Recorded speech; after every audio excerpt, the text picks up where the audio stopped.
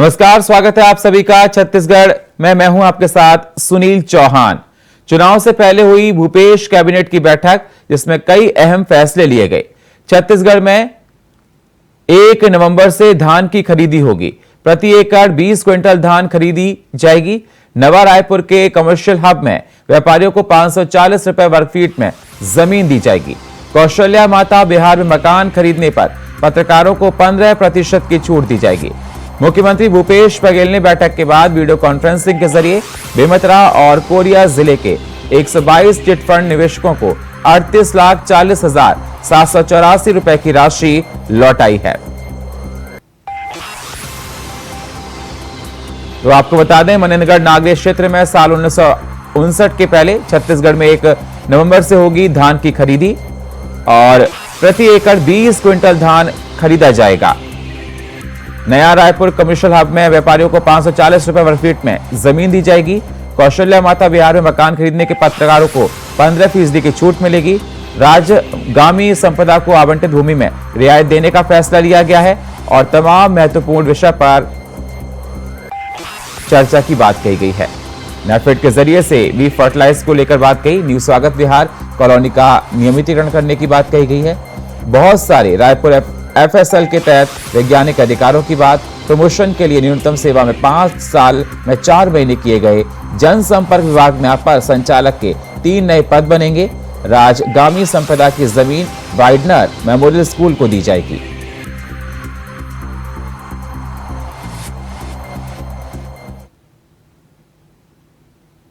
राष्ट्रीय राजधानी दिल्ली के भाजपा मुख्यालय पर सोमवार को पार्टी के राष्ट्रीय प्रवक्ता संबित पात्रा ने प्रेस कॉन्फ्रेंस करके कांग्रेस पर निशाना साधते हुए कहा, कांग्रेस नक्सलियों के साथ मिलकर काम कर रही है। उन्होंने छत्तीसगढ़ में केंद्रीय योजनाओं को अवरुद्ध कर दिया। कांग्रेस धर्मांतरण विरोधी कानून के खिलाफ खड़ी थी। उन्होंने छत्तीसगढ़ के लोगों को धोखा दिया है। किसानों के लिए प्रधानमंत्री नरेंद्र मोदी जी ने एक योजना आरंभ की, 6,000 रुपए प्रति वर्ष मिलने का, किसान सम्मान निधि का। मुझे बड़े दुख के साथ कहना पड़ रहा है कि लाखों किसान छत्तीसगढ़ से पंजीकृत हुए, मगर वो सत्यापित नहीं हो पाए। सत्यापित मतलब उनका वेरिफिकेशन नहीं हो पाया। राज्य सरकार ने उन्हें वेरीफाई नहीं किया, सत्यापित नहीं किया। इसलिए ये लाखों किसान आज छत्तीसगढ़ में प्रधानमंत्री नरेंद्र मोदी जी के किसान सम्मान निधि के 6,000 रुपए प्रति वर्ष से वंचित हैं। सोचिए, मोदी जी देना चाहते हैं और लेने वाले किसान हैं, मगर अन्नदाता तक पैसा कैसे नहीं पहुंचे, वो कांग्रेस पार्टी ने किया है। ये घोटालों और गबन की सरकार है। बंधुगण, छत्तीसगढ़ में आप सभी जानते हैं तेंदूपत्ता और उसका जो कारोबार होता है, तेंदूपत्ता पिकअप करना, उसको बोरों में बंद करना, और उसका कारोबार एक बहुत विशाल कारोबार है। मुझे बड़े दुख के साथ कहना पड़ रहा है कि आरोप पत्र में जो हमने लिखा है उसका जवाब कांग्रेस को देना पड़ेगा। चरण पादुका और साड़ी वितरण, मतलब जूते चप्पल और साड़ी वितरण का काम हमारी सरकार जब 15 वर्षों तक छत्तीसगढ़ में थी, तब हमारी सरकार भारतीय जनता पार्टी की सरकार करती थी। इस योजना को क्यों रोक दिया गया? और केवल इतने ही नहीं, तेंदूपत्ता वितरण के काम में, तेंदूपत्ता कलेक्शन के काम में जो दिन तय होते हैं, उन दिनों की संख्या को कम किया गया। और आपको जान के आश्चर्य होगा कि 4 वर्ष तक जो बोनस तेंदूपत्ता पिकअप करने वाली खासकर महिलाएं होती हैं, उनको नहीं दिया गया है। संसद से महिला आरक्षण बिल पास होने के बाद से कांग्रेस सांसद राहुल गांधी लगातार जातीय जनगणना के मुद्दे के सहारे केंद्र सरकार पर निशाना साध रहे हैं। इस बीच राहुल गांधी ने चुनावी राज्य छत्तीसगढ़ के दौरे पर एक कार्यक्रम के दौरान कहा कि जैसे ही हमारी सरकार आएगी, हम जातीय जनगणना कराएंगे। छत्तीसगढ़ की भूपेश बघेल के नेतृत्व वाली कांग्रेस सरकार के आवास न्याय सम्मेलन के कार्यक्रम में राहुल गांधी ने पार्टी के हर चुनावी वादों को पूरा करने की बात कही। उन्होंने कर्नाटक, हिमाचल प्रदेश और राजस्थान का उदाहरण देते हुए चुनाव जीतने के बाद हम सारे वादे पूरे कर देते हैं। कांग्रेस के पूर्व अध्यक्ष राहुल गांधी ने कहा कि कांग्रेस पार्टी ने जाति जनगणना की थी, उसमें भारत में किसी जाति के कितने लोग हैं, ये डेटा उसमें है। नरेंद्र मोदी ये डेटा जनता को नहीं दिखाना चाहते। मैंने संसद में जाति जनगणना की बात की तो कैमरा घुमा दिया। उन्होंने आरोप लगाते हुए कहा कि भारत सरकार को सांसद नहीं चलाते हैं, इसे कैबिनेट सेक्रेटरी और विभाग के सेक्रेटरी चलाते हैं। इन विभागों के 90 सेक्रेटरी हर योजना पर फैसला लेते हैं। नरेंद्र मोदी सरकार के इन 90 लोगों में पिछड़े वर्ग ओबीसी के केवल 3 लोग हैं। इसी पर लगातार सियासत देखी जा रही है। यह रिपोर्ट देखिए।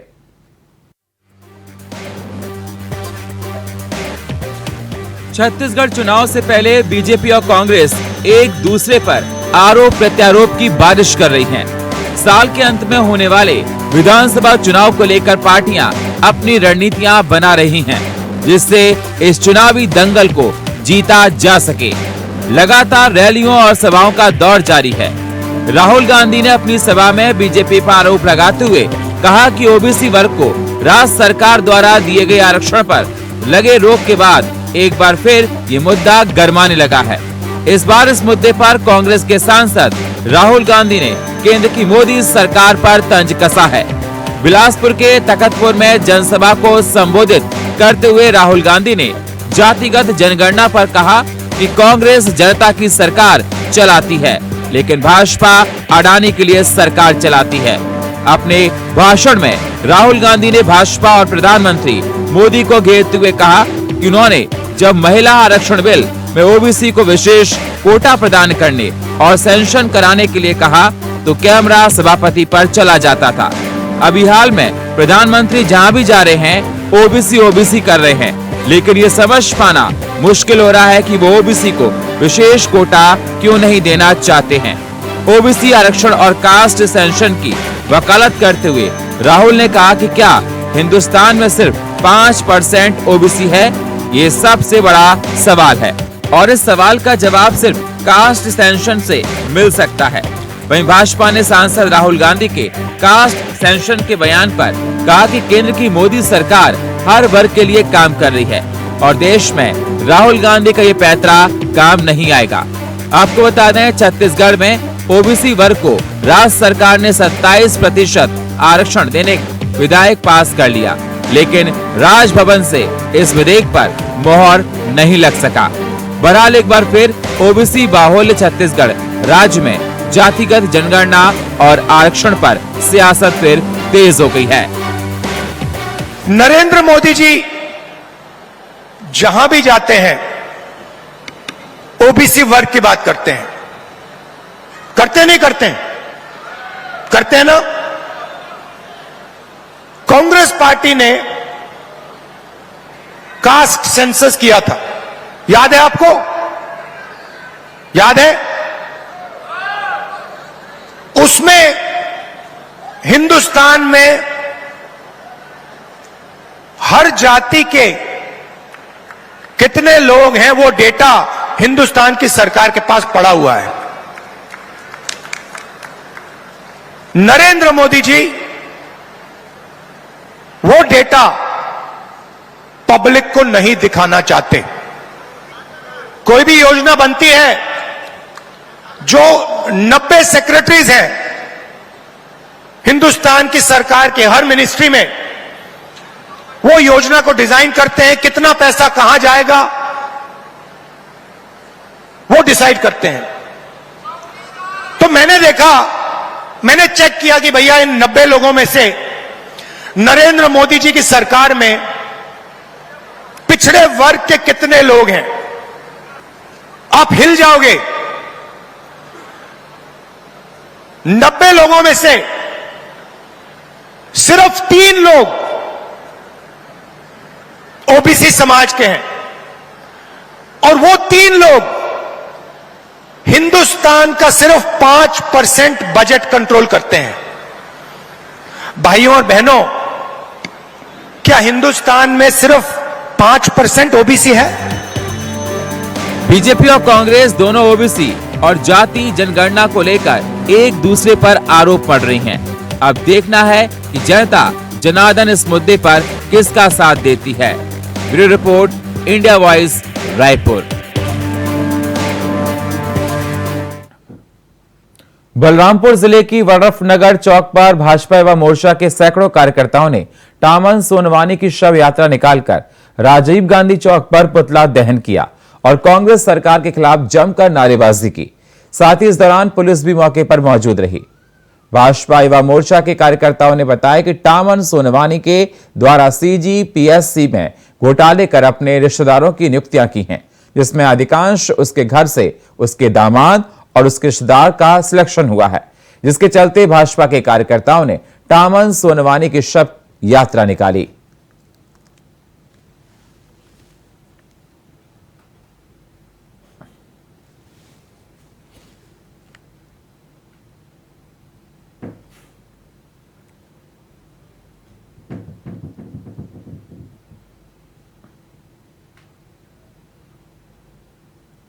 दुर्ग में शादी का लालच देकर नाबालिग से शारीरिक शोषण करने का मामला सामने आया है। आपको बता दें, जिससे बालिग 6 महीने की गर्भवती हो गई, जिसके बाद परिजन को इस बात की खबर लग गई। साथ ही परिजनों ने थाने में जाकर पुलिस को तहरीर दी और पुलिस ने आरोपी के खिलाफ पॉक्सो एक्ट के तहत मामला दर्ज कर आगे कार्रवाई शुरू कर दी है।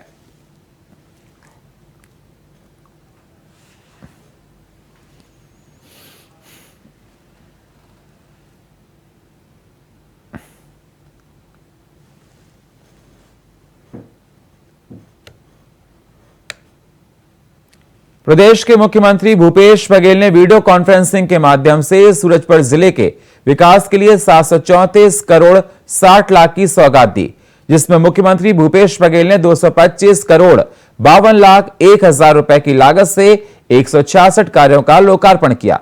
साथ ही 509 करोड़ 8 लाख 47 हजार रुपए के 93 कार्यों का भूमि पूजन किया। आपको बता दें, लोकार्पण और शिलान्यास का यह कार्यक्रम जिले में निर्मित नवीन ऑडिटोरियम में आयोजित किया गया था। इस दौरान भटगांव विधायक और संसदीय सचिव पारसनाथ राजवाड़े भी कार्यक्रम में मौजूद रहे।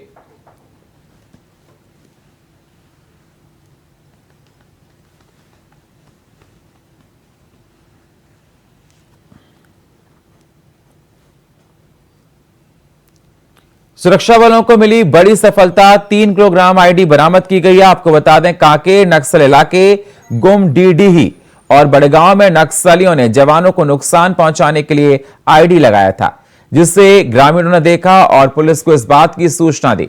साथ ही मौके पर पहुंची पुलिस और बीडीएस की टीम ने बम को कब्जे में लेकर आगे की कार्रवाई शुरू कर दी है।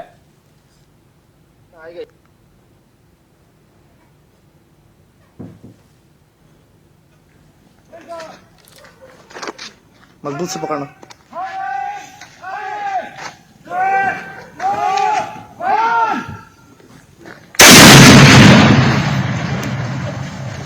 देखिए कितना आया, कितना आएगा।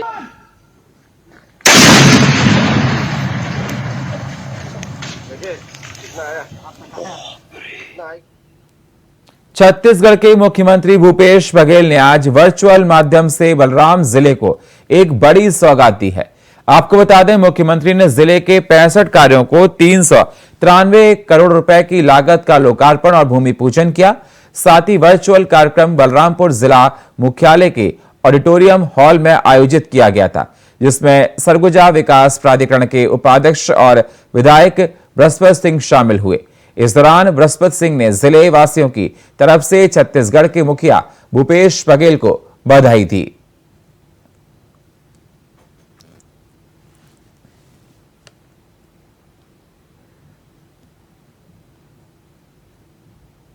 चुनाव के तारीख की घोषणा अक्टूबर के पहले सप्ताह में होने की पूरी संभावना को ध्यान में रखते हुए बीजेपी ने प्रधानमंत्री मोदी के दौरे का कार्यक्रम 3 अक्टूबर को सुनिश्चित किया है, ताकि प्रधानमंत्री के हाथों जिले में लोकार्पण और शिलान्यास का कार्यक्रम बड़े पैमाने पर किया जा सके। प्रधानमंत्री के प्रस्तावित दौरे के संबंध में केंद्रीय स्वास्थ्य मंत्री मनसुख लाल मंडाविया ने मीडिया के साथ में कहा कि प्रधानमंत्री मोदी 3 अक्टूबर को लालबाग मैदान में विशाल जनसभा को संबोधित करने, जिसमें लाखों की भीड़ जुटने की संभावना है। बस्तर की जनता से केंद्रीय मंत्री ने अपील करते हुए कहा कि ज्यादा से ज्यादा लोग प्रधानमंत्री की जनसभा में आए और सभा को सफल बनाएं। साथ ही कहा कि प्रधानमंत्री प्रस्तावित दौरे के दौरान बस्तर को करोड़ों की सौगात देंगे, जिसमें लोकार्पण और शिलान्यास का कार्यक्रम होगा।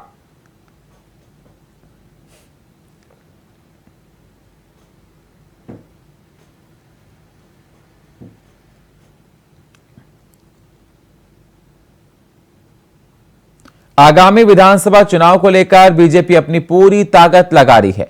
बीजेपी ने वोटरों को साधने के लिए छत्तीसगढ़ में परिवर्तन यात्रा की शुरुआत की है, जिसमें बीजेपी के दिग्गज नेता शामिल हो रहे हैं। 16 सितंबर को जशपुर से निकली बीजेपी की परिवर्तन यात्रा शक्ति जिले के जैजपुर विधानसभा पहुंची। इस दौरान दशहरा मैदान में आयोजित आम सभा में मुख्य अतिथियों के तौर पर बीजेपी के दिग्गज नेताओं ने शिरकत की। सभी नेताओं ने भूपेश सरकार के खिलाफ अपना उद्बोधन दिया। वहीं केंद्रीय राज्य स्वास्थ्य मंत्री बीएल वर्मा ने छत्तीसगढ़ सरकार पर जमकर निशाना साधा और कहा कि छत्तीसगढ़ की भूपेश सरकार ने यहां के आदिवासी भाइयों, गरीब भाई बहनों को लूटा है। परिवर्तन यात्रा में हर जाति धर्म के लोग शामिल हो रहे हैं और इस बार छत्तीसगढ़ में कांग्रेस सरकार को यहां की जनता उखाड़ फेंकने के लिए तैयार है।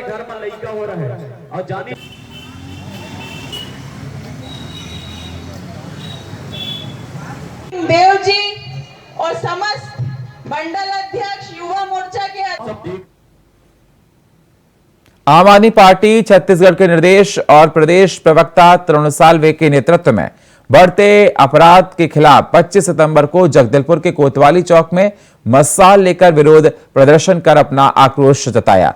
आम आदमी पार्टी के प्रदेश प्रवक्ता तरुणा ने प्रदेश सरकार और प्रशासन की कार्यशैली पर सवाल उठाते हुए कहा कि छत्तीसगढ़ में कानून व्यवस्था ध्वस्त हो गई है। प्रदेश की बेटियां सुरक्षित नहीं हैं।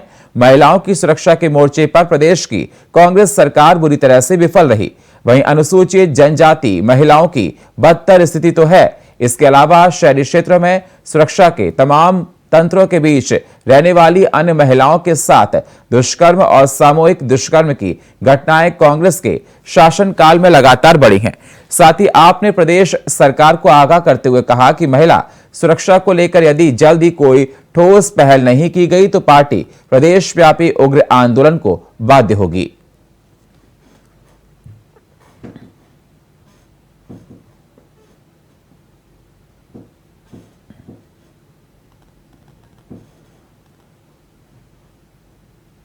छत्तीसगढ़ में विधानसभा चुनाव होने को है। ऐसे में जहां जहां सुविधाओं का अभाव है वहां के रहवासी शासन प्रशासन के नजर अंदाजी से परेशान होकर चुनाव बहिष्कार की बात करते हुए नजर आ रहे हैं।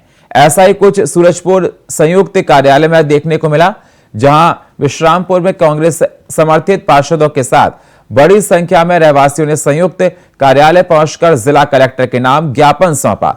दरअसल पूरा मामला विश्रामपुर SICL से जुड़ा हुआ है, जहां के रहवासियों का आरोप है कि पूरे क्षेत्र में राज्य विद्युत मंडल की जगह SECL विद्युत पोल लगाकर बिजली सप्लाई होती है, लेकिन उनके घरों में बिजली नहीं मिलती, जिसकी वजह से उनको बिजली संकट का सामना करना पड़ रहा है। बीते 30 सालों से विश्रामपुर के रहवासी मूलभूत सुविधाओं के लिए दो चार हो रहे हैं और इन लोगों की सुनना ली आज तक शासन प्रशासन ने।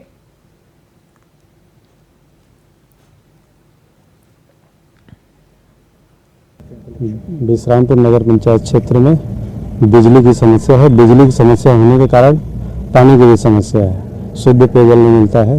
बिजली वहाँ CSCB का नहीं है और वहाँ 60-70 वर्षों से विश्रामपुर के लोग निवासरत हैं। इसलिए SECL पहले आया और लोग पहले से बसे हुए थे। SECL आने के बाद लोगों को हर सुविधाएं प्राप्त होती गई, इसलिए कोई मतलब ज़रूरत नहीं लगा। SECL की बिजली में लोग SECL की बिजली से जला रहे थे, लेकिन अब दिक्कत होता है। SECL उस लाइट को बार बार काटता है, इसलिए वहाँ पानी बिजली की समस्या है और हम लोग पार्षद लोग हम लोग बार बार आवेदन देते हैं कलेक्टर साहब से लेकर मुख्यमंत्री साहब को, CSCB को, लेकिन बिजली का निदान नहीं हो रहा है। वर्षों पुरानी मांगे हैं हमारी। विश्रामपुर नगर पंचायत क्षेत्र में लगभग 60-70 वर्षों से निवासरत हैं वहाँ पे वहाँ की जनता। उसके बाद SECL आके SECL अपने आप को व्यवस्थित किया और जितने भी वहाँ के लोग थे सभी को जो समस्याएं थी उस समय की उन लोगों को पूरा करते गए। लेकिन आज SECL ने अपनी व्यवस्थाओं को देखते हुए उन्होंने अपने केबल वायर लगा दिया है, जिससे कि आए दिन नगर पंचायत विश्रामपुर के वासियों को जो है परेशानी का सामना करना पड़ रहा है। उन्हें पेयजल की भी समस्या आ रही है। शुद्ध पेयजल के लिए वो लोग आए दिन तकलीफ में और एक दूसरे से जाके गुहार लगा रहे हैं कि हमें शुद्ध पेयजल की समस्याओं से निराकरण किया जाए। कोरबा में वार्ड नंबर 32 के पार्षद अजय गौड़ अनिश्चितकालीन भूख हड़ताल पर बैठ गए हैं। पार्षद का आरोप है कि उनके वार्ड में विकास कार्य को लेकर कोरबा का निगम प्रशासन जरा भी गंभीर नहीं है। पिछले 3 साल से उनके वार्ड में विकास के एक भी काम पूरे नहीं हुए। अपनी मांगों को लेकर उन्होंने निगम के अधिकारियों से कई बार पत्राचार किया, लेकिन कोई सुनवाई नहीं हुई और यही वजह है कि मजबूर होकर उन्हें भूख हड़ताल पर बैठना पड़ा। पार्षद के प्रदर्शन को कोरबा विधानसभा के भाजपा प्रत्याशी लखनलाल देवांगन का भी सहयोग मिला है, जो मौके पर पहुंचे और उनके पक्ष में सरकार के खिलाफ गंभीर आरोप लगाए हैं। जनता को प्रलोभन देकर पैसा बांटने का काम करते हैं। अब इस तरह से पूरा भ्रष्टाचार में लिप्त हैं। चाहे इनके पूरे पार्टी मुख्यमंत्री से लेकर हर कोई भ्रष्टाचार, चाहे कोयला में दलाली, शराब में दलाली, चावल में दलाली, गोबर में दलाली, गोठान में दलाली, बालू में दलाली, इस तरह से हर क्षेत्र में जिधर जाए उधर भ्रष्टाचार का इनका बोलबाला है। और निश्चित तौर पर हमारे पार्षद के ऊपर कोई आँच आएगा तो निश्चित तौर पर हम बड़े आंदोलन पूरे भारतीय जनता पार्टी करेंगे। हमारे पार्षद भूख हड़ताल में बैठे हैं, तत्काल समस्या का निराकरण होना चाहिए। कहते हैं प्रतिभा किसी की मोहताज नहीं होती और इस कहावत को चरितार्थ करते हैं दुर्ग शहर के विद्युत नगर के रहने में 10 साल के पलाश अग्रवाल, जिन्होंने लाठी चालान में साउथ एशियन गेम्स में गोल्ड मेडल जीता है। दुर्ग में पहली बार किसी बच्चे ने लाठी चालान में गोल्ड मेडल जीता है, जो कि पूरे प्रदेश के लिए हर्ष का विषय है। जिसके लिए हमारे संवाददाता ने पलाश अग्रवाल और उनके फैमिली से खास बातचीत की है, जिसमें पलाश ने बताया कि इसका वह पूरा श्रेय अपनी बड़ी बहन को देते हैं, जिसको देखकर प्रेरणा मिली है, जिससे जिले के साथ प्रदेश का नाम रोशन किया और आगे भी वह देश के लिए गोल्ड मेडल जीतना चाहते हैं। और उसकी दिली ख्वाहिश है कि इस खेलों को नेशनल लेवल से लेकर ओलंपिक तक जो संघ से जोड़ा जाए, ताकि वे अपने प्रतिभा का जौहर दिखा सकें।